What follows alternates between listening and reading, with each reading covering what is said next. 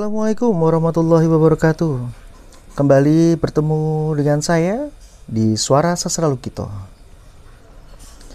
Kali ini saya akan mengangkat sebuah kisah masih tetap cerita horor. Kali ini berjudul Pesugihan Pocong Part 1. Semoga cerita ini bisa menginspirasi buat kalian semua. Kalau ada komen ataupun ada cerita-cerita yang mirip, silahkan komen saja nantinya di kolom komentar ya. Cerita ini berdasarkan kisah nyata. Sesungguhnya segala sesuatu yang terjadi pada seseorang untuk mengambil jalan pintas, pastilah ada kesulitan dalam hidupnya. Kita mungkin tidak dapat menerima apa yang dilakukan oleh seseorang itu. Namun justru dari sini kita bisa ambil hikmah atas kejadian ini.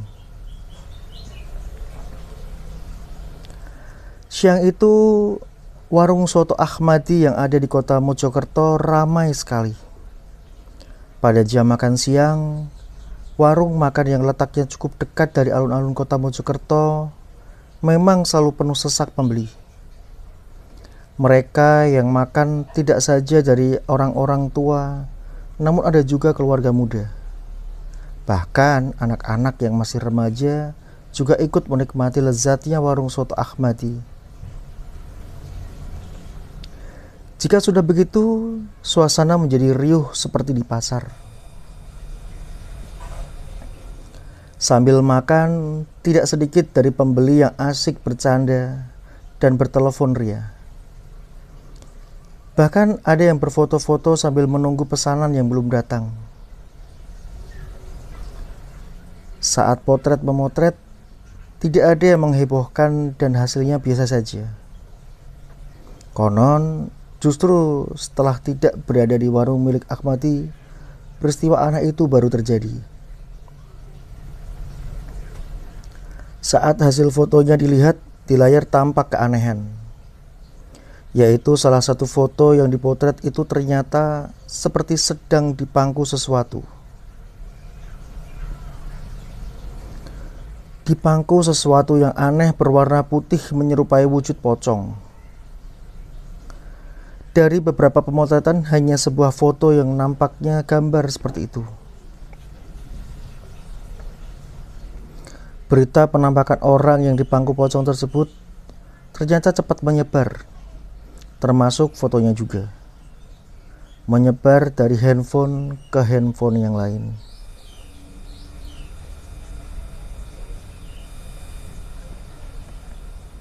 Setelah kehebohan itu, justru malah ada beberapa orang yang mengaku melihat penampakan pocong yang sedang memangku seseorang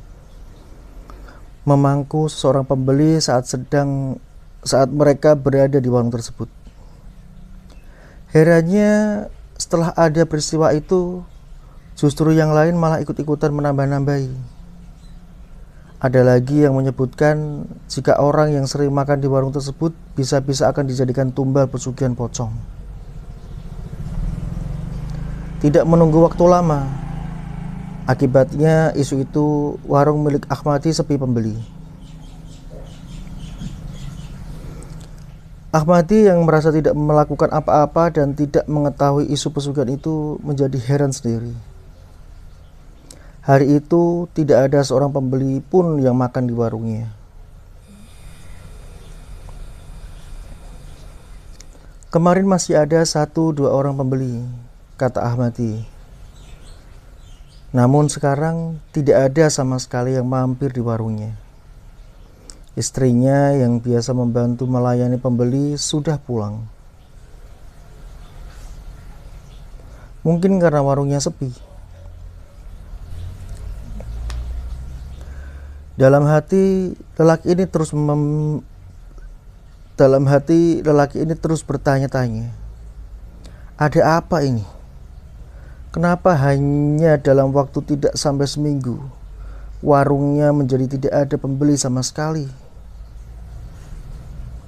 Malam itu, sebelum menutup warungnya, Ahmadi sudah bertekad akan mencari jawabannya.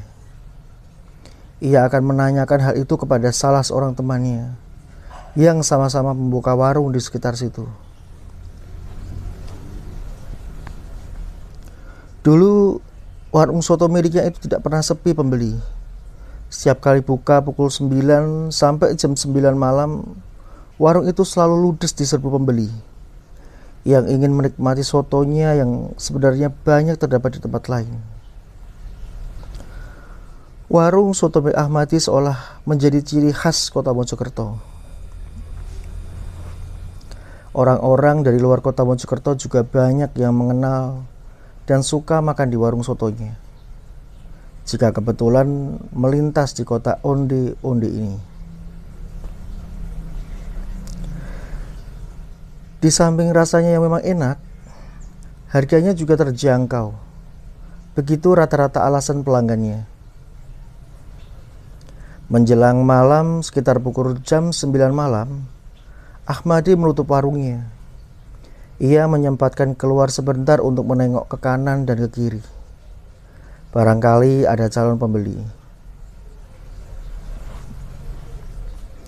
Tapi malam itu memang kelihatannya tidak ada seorang pun yang akan mampir di warungnya. Ia melihat beberapa warung yang menyediakan menu lain selain soto telah tutup dan hanya warung milik Tono, penjual sate ayam yang masih buka. Dengan sabar ia yakin tidak akan membuat hatinya semakin gelisah malam itu. Usai menutup warungnya, Ahmadi mendatangi Pak Tono, penjual warung sate ayam yang masih satu deretan dengannya. Sekian untuk cerita untuk kali ini, part 1-nya. Kita nantikan di part 2-nya sesegera akan saya upload ya. Wassalamualaikum warahmatullahi wabarakatuh. Salam dari saya, Suara Sastra Lukito. Assalamualaikum warahmatullahi wabarakatuh. Kembali bertemu